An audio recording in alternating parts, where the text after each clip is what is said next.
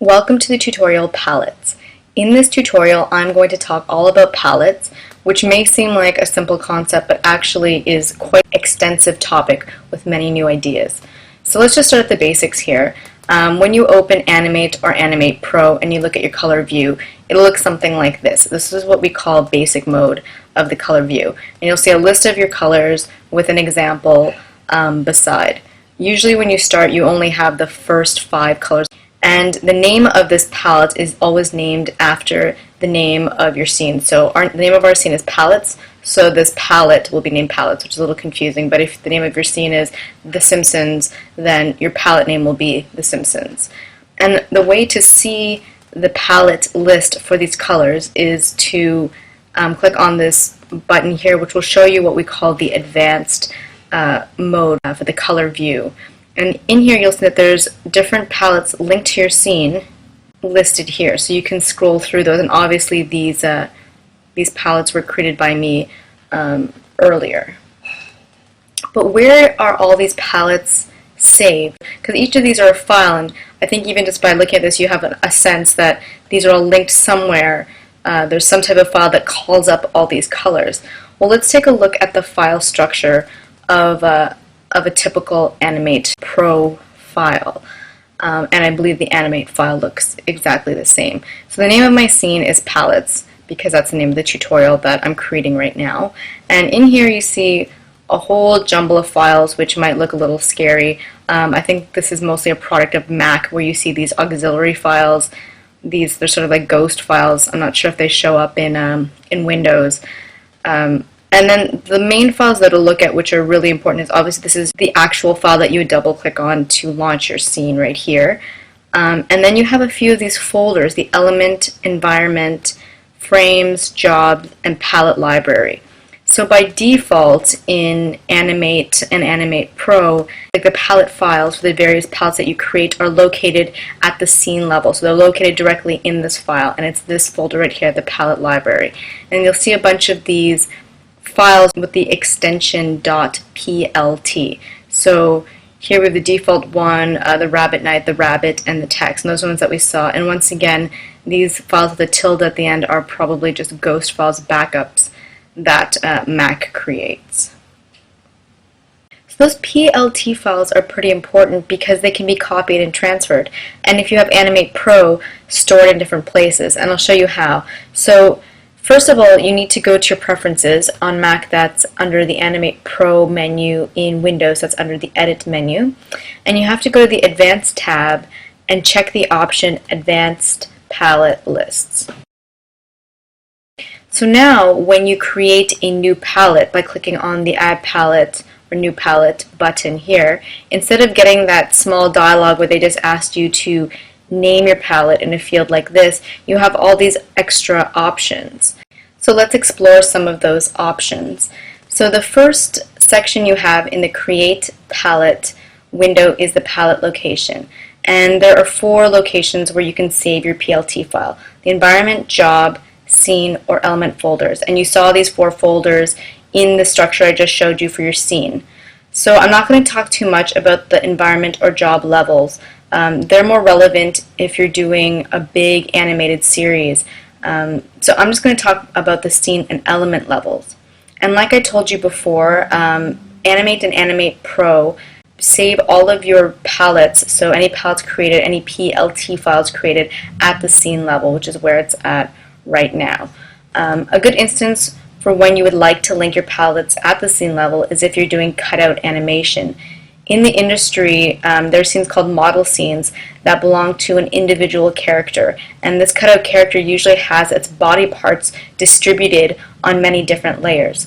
So if you chose element instead of scene, then that means this new palette that you're creating would only be linked to a single layer in your timeline, which means it would only be linked, say, to the rabbit hand or the rabbit foot or the rabbit leg, and that's not very convenient. You want that palette to be accessible for the entire scene. An instance where the element to link your new palette to just a single element, aka a single layer in the timeline, would be when you have many different palettes that you're going to create, and that often occurs if you have many characters and props in the same scene. So you might have a different character and prop per layer in your scene. And your scene would be better organized if you could link, the rabbit's palette to the rabbit, one of his props palette to that prop, one of his animated friends, say a hedgehog, that hedgehog's palette to the hedgehog layer. So it would be more organized within the scene's file structure itself. So just for example's sake, I'm going to keep the element location selected. And when you do this, you actually have to select an element from the list here. And I keep using the word link. The linking is actually done here at the bottom. What we're really doing is we're saving the PLT file in this location, but wherever you're going to link your file, it's a good place to save your file for organization's sake. So I'm going to choose the Rabbit Clean layer to link this new palette to. And just to show you quickly as well, if you click on the scene here, you get a list of all the palettes that exist for your scene. In the element, once again, you have to choose what element folder you want to save that palette, that PLT file in. And then here you have to name it. So I'm going to name it example. And then here at the bottom is where the actual linking occurs. So I basically explained it already above. If you're going to link it to your scene, this palette will be available for all the layers, aka all the elements for your scene. If you decide to select element palette list, this new palette that's called example is only going to be available for the specific element that you selected, which is the Rabbit Clean. And also, I believe it corresponds to the layer selected here, which is the Rabbit Clean. And we'll click OK. So as we see here, we're on the Rabbit Clean layer, and we see that example palette is now listed under element palettes along with the scene palettes, so that we still know that these belong to the scene, these belong to the element, and we still have the scene palettes available. If you click off the Rabbit Clean layer onto the Rabbit Color layer, for example, you actually have to click off on the timeline, it disappears. So it really only exists for the Rabbit Clean layer and not for the Rabbit Color layer or any other layer for that matter. And then if we go back to the file structure, we'll see that if we go to our scene, which is called palettes, we go to elements, which are our layers, and we go to Rabbit Clean, that in the palette library, so we have a palette library here at the scene level and a palette library here at the element level, the Rabbit Clean element, we'll see that there indeed is an example.plt file. So this is the palette linked to this element in our entire scene structure. So now let's move on to some easier stuff. I showed you in a previous tutorial how to create color palettes, but let's turn off the advanced palette mode.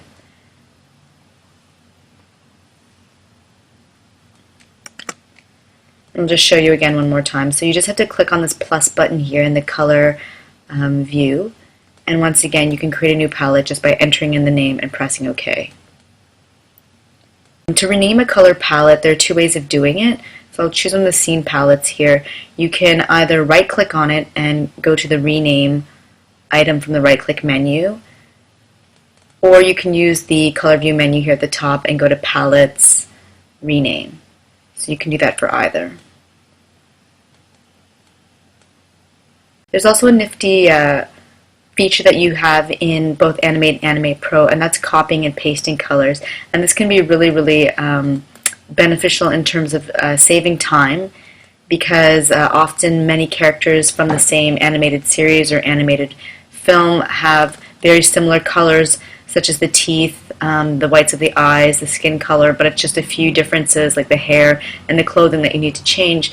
So it's actually more convenient just to copy and paste some colors from one palette to another. So for example, I could actually just select a few of the colors here, let's say, and just use a simple copy and paste, so Control or Alt C, and then I can switch to a different palette and then do Command or Control V to paste them in just like that. And they keep all their names and obviously their RGB color values. In Animate Pro, you also have the option of creating a new swatch, for example, and then actually giving the value of this swatch the value and name from another color palette. And you do that by selecting that new swatch and going to the color view menu and going to colors, copy color from, and you can select one of the palettes. Your other palettes are listed here, or with the colors in each palette and the name available. So say I wanted to go to the text and make it this default from the text that was never renamed. So actually it looks like the name doesn't get changed, but you get all the correct RGB color values. So that's another cool way of taking exact color swatches from another color palette. So you can also remove color palettes, and you do this by selecting your color palette from this list here. So let's look at the text one, for example, again. And all you have to do is click on this button here, Remove Palettes. It'll remove it from your actual palette list. Under Scene Palettes, you can see it's been removed, but it actually doesn't delete the file from that scene file structure that I showed you from the palette library. So you can actually re-import the palette again. So it just removes it to clean up your scene a bit, but it's still available. So if you delete a palette that has colors that are linked to zones in, say, a character somewhere in your scene, actually I have a second clone palette as well, then your character that had colors linked to that palette will all turn red because they no longer have a palette or swatches to link to. So let's undo that. So the next thing I'd like to show you is how to duplicate a color palette. So let's select the rabbit again here, and you just have to go to the top view menu, the color view menu, and select Palettes, Duplicate. And here you get the dialog box where you can rename it. I'm just going to keep it as copy so that I remember this is a copy, and say OK. So even though both of these palettes look identical and have the same color names and color swatches with the same RGB values, they're actually independent though. So if you start changing the color and the names of one palette or adding swatches or deleting swatches, it's going to be independent of its copy. And vice versa. If you change the copy, it'll be independent of the original palette. However, there is a way of sort of semi-linking the palettes, and that is to clone a color palette. So I'm actually going to delete this copy here. But I'm going to reselect my rabbit palette and go to the color view menu at the top and go to Palettes, Clone. So the difference here, so I'm going to keep the name Clone so remember it's Clone, is that now these are partially linked. Because the zones that these are colored with here, so if the skin is colored with this, in the clone palette is still linked to the skin swatch that is here. And this is useful for actually creating tinted palettes so that you can get all the colors of the rabbit at night, what he would look like with night shades in bright sun. So you can change all the colors without having to recolor this rabbit, because I'll show you in a minute that you can tint all your swatches, and then just by clicking on and off, I think I actually have one here, the rabbit night, which I created before, it'll recolor everything for you automatically without you having to actually go in there and refill in all your zones. So let's go into a rabbit clone, and then from the top view menu, go to Palettes, Tint Panel. Now you have the option of changing one or all the swatches in your color palette, and you can change the colors by offsetting them, blending them, or mixing them. So let's select all the swatches for now, and then click on the preview option so you can see the colors change as you mix them. And you have the ability to mix the amount by how much, the alpha, the hue saturation value, and your RGB values. So let me just move some of these around to give you an idea. Oh, and you have to change the amount so you can see quite a change there. You can always reset your values at any time if you feel like you've just gone too far. If you want to blend them, you have the ability to blend them with a swatch of a different color that you can change the alpha value of as well. You'll see that here. And then you can always go back and change the alpha value at any time, as well as the actual swatch color. Sort of like that with the original colors. You can see the difference as they've been blended with the green. If you mix, it's similar. You have a tint and a base, and